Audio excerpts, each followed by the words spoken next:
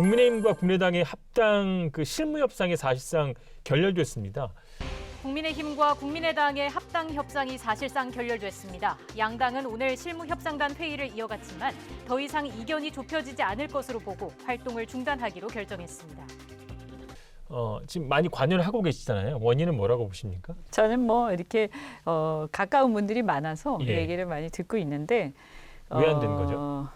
지금 뭐 협상이 안 됐다라기보다는 보니까 이제 실무 협상이 끝난 것 같아요. 예. 그러니까 이제 실무적인 협상으로 더 이렇게 진전될 게 더 없다. 진전될 게 없다. 그래서 결국 이제 제가 볼 때는 대표 간의 담판이 남은 상황 아닌가 이렇게 봅니다. 실무급에서 협상을 지난하게 막 하잖아요. 예. 근데 사실은 뭐 이런 거 저런 거 뭐 당 이름 그다음에 뭐 무슨 권리 이런 걸 막 얘기를 하죠. 근데 사실 실제로 보면 그 이면에는 그런 자잘한 것 때문에 결렬이 되거나 그런 건 아니에요. 예. 깔려 있는 많은 어떤 정무적 판단들이 있는 거죠.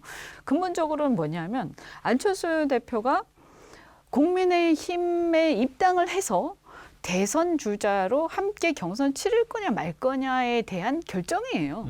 결국 거기서 결정을 할 때 가장 중요한 기준은 뭐겠어요? 전체 후보의 어떤 스펙트럼하고 이렇게 연계해서 보면 약간 겹치는 후보가 있어요. 그래서 누구냐 하면 윤석열입니다. 네. 왜 그러냐면 이제 제3지대 어떻게 보면 이제 중도에서 약간 겹치고요.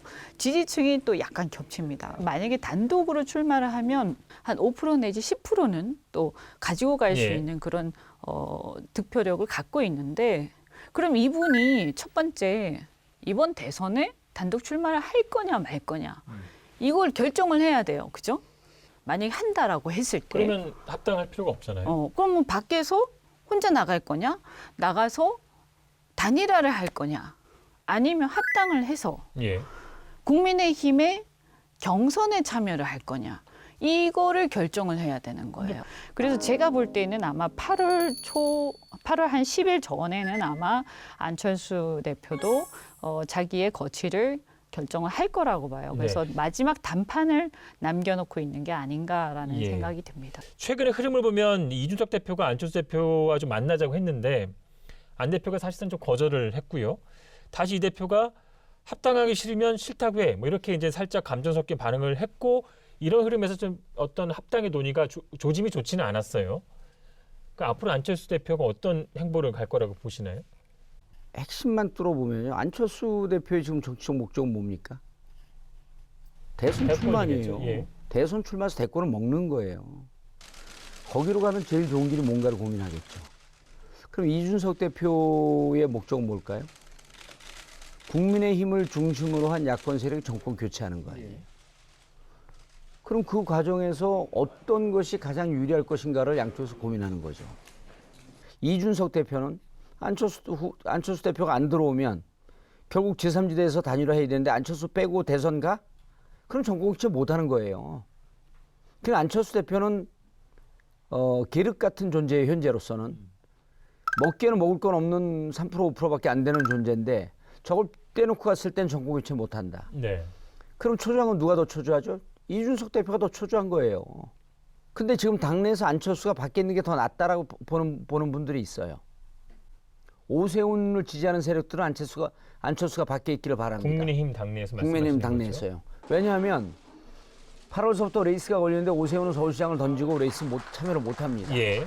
근데 오세훈 쪽에서는 대선 레이스 준비 다 해놓고 그럼 8월에 서울시장 던지고 하게 되면 또 그만둬? 이런 어려움에 봉착하잖아요. 오세훈 서울시장이 대선을 준비하고 있다. 준비하고 있는데 지금으로선 서울시장을 던지고 나올 명분이 없는 예. 거예요. 자, 11월 말에 후보 끝납니다. 안철수 밖에 있어. 그럼 어떻게 할 겁니까? 단일화 해야죠. 그 단일화 하는데 우리 쪽에는 없나? 12월 9일까지만 서울시장 사표 내면 되는 거예요. 90일 전이니까. 그렇다면 그때는 국민의힘의 당내 이제 후보가 결정된 상태인데 누가 될지 모르겠지만 강하게 반발하지 않을까요? 아니 반발하지는데요. 반발세가 크겠어요? 아니면 통합과 단일 후보 내자는 세력이 크겠어요? 그리고 여건이 좀 마련이 돼야 가능한 시나리오 아닌가요? 그래서 자기들 평상시에 내뱉은 말이 있지 않습니까? 플랫폼 정당이라 그랬어요. 그럼 오세훈 시장 그럴 때는 당적을 포기하고 나와야 되는 거 아니에요? 아니죠. 당적을 포기할 이유가 없는 거죠. 12월 9일까지만 하고 예. 자 당내 불가피한 상황으로 당내 경선에 참여할 수 없었지만 우리에게 이렇게 유력한 후보들이 있으니 나올 수 있는 후보들을 다시 한번 모아보자. 이런 경선 상황이 조성이 된다는 겁니다. 예. 국서서 개조는 정당 되기 싫으니 전통적으로 국민의힘 출신자가 대통령 후보가 돼서 대통령을 먹는 상황이 되는 게 안철수한테 주나 윤석열한테 주나 그거보다 상대적으로 예. 자당 후보가 낫다라고 하는 전통적인 이런 인식이 있기 때문에 지금으로서는 안철수가 이런 계산 못하고 있을까요? 저는 하고 있다는 건 봅니다. 그러니까 예. 정확하게 얘기하면 안철수 대표와 이준석 대표가 대종상 연기 최우수상 받을 연극하고 있는 거예요.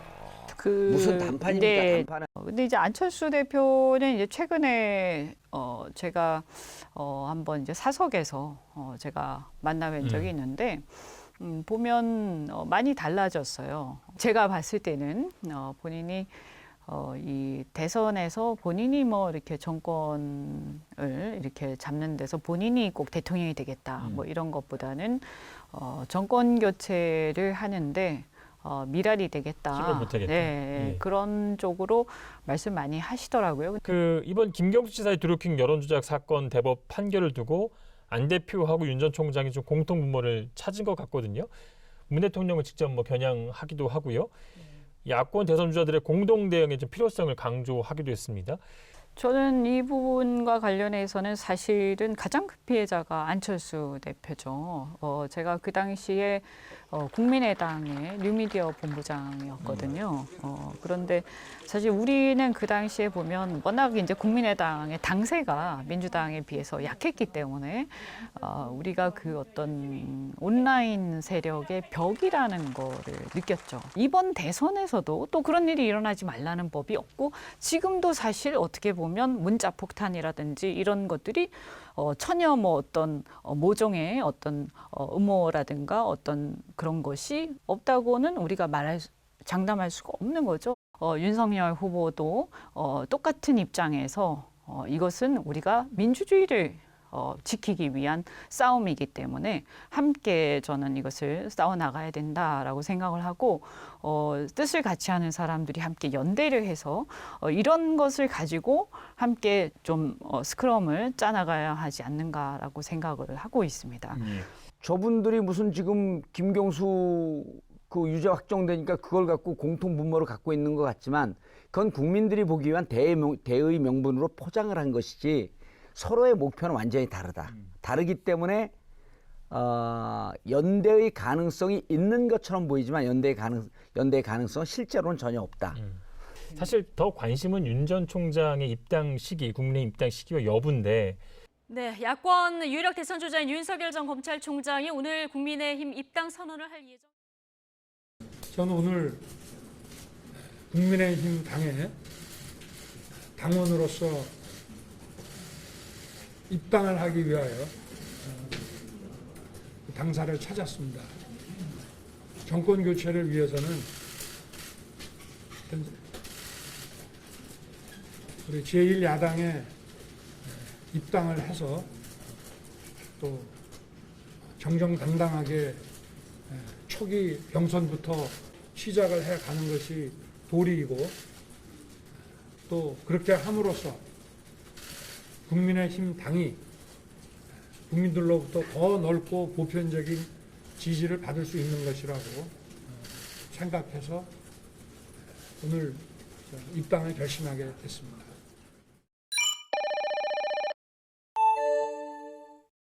일단 지난번 그 이준석 대표하고 만났을 때요. 그때 입당 결정이 됐었습니다. 이준석 대표도 지금 당내에서 이제 리더십이 흔들리고 예. 윤석열 전 총장도 지지율이 떨어지는 상황이기 때문에 둘 다 더 절실했다. 예. 그리고 이제 이유는 네. 윤석열 총장이 그 실제로 맷집도 있고 그렇다라고 하는 주위 평가는 있지만 정치권의 흐름에 대해서 잘 모르고 지지율 빠지는 거에 대해서 무척 곤혹스러웠다는 후문이 있어요. 광주, 대구 이렇게 방문하면서 여러 구설수에 오르고 하지 않았습니까? 예. 캠프의 지원이라든가 이런 것들이 이제 미흡하다. 그래서 여당이나 언론으로부터 일방적으로 이렇게 두들겨 맞으면서 당의 울타리 그리고 소속 의원들의 지원 이런 게 절실하다고 느끼지 않았을까.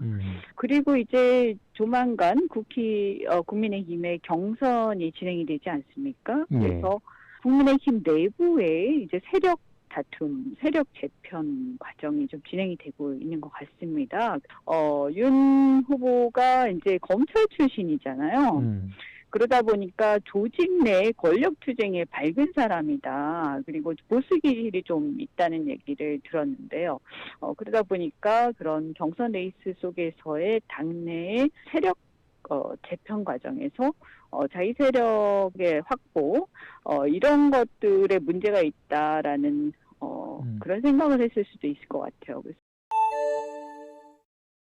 지금 시기적으로 그 윤석열 전 총장에게 나쁘지 않은 게 7월 초중순쯤에 대통령 지지율이 많이 올랐고요. 민주당 지지율도 올랐고. 그리고 양자 대결에서 이제 윤석열 전 총장이 이재명, 이낙연 후보에게 다 지는 것으로 그때 나왔거든요. 이제 20%가 무너지면서. 근데 그때 보면 이제 김경수 그 지사의 대법원 유죄 확정 판결이 났고, 그 다음에 코로나 확진자가 급속도로 늘어났고, 이런 것이 입당을 한 이후에 컨벤션 효과가 있기 때문에 지지율이 좀 올라갈 거로 그렇게 보여요. 예.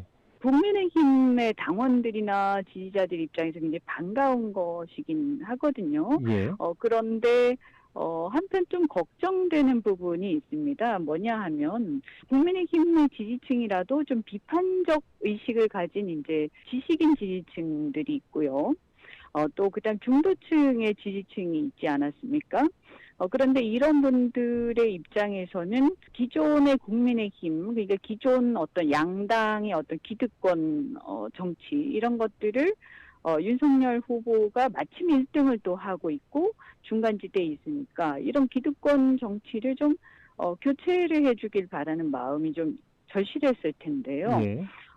이게 이제 국민의힘에 입당을 함으로써 뭔가 이게 좀 어려워진다라는 그런 또 실망도 있을 겁니다. 네. 그래서 이 실망이 이제 지지율 하락으로 이렇게 이어질 수도 있거든요. 그러니까 친윤 반윤식의 어떤 개파 논란이라든가 기존의 보수 기득권에 포획되는 듯한 모습을 보여줘서는 안 됩니다. 네. 그런 모습을 보여주게 되면 어떤 비판적 지지층 보수 내에서도 그리고 중도층의 지지율이 추락을 할 걸로 예상이 됩니다. 예.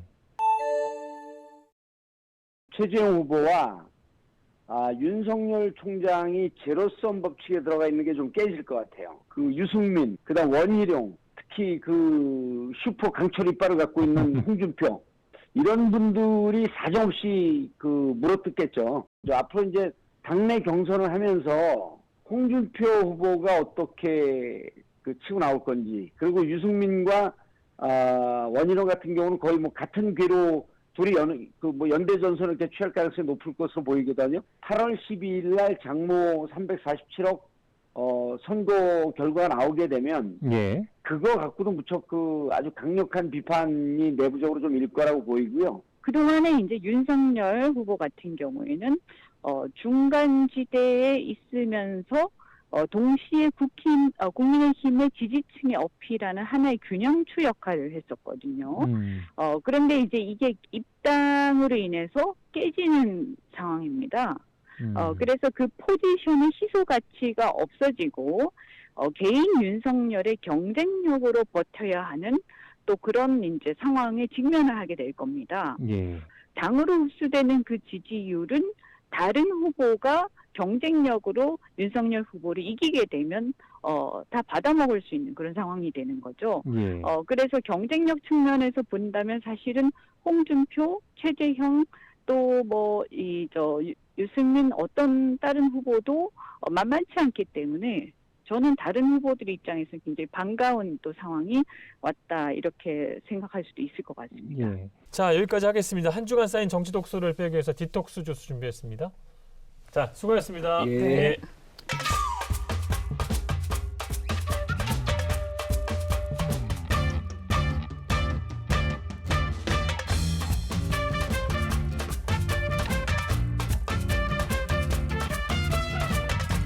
이번 주 시사토크 알고리즘도 잘 보셨습니까? 화면 왼쪽을 눌러서 돌아쩌 채널을 구독해 주시면 알고리즘과 함께 돌발 영상, 뉴스가 있는 저녁 등 YTN의 간판 시사 프로그램을 함께 보실 수 있습니다.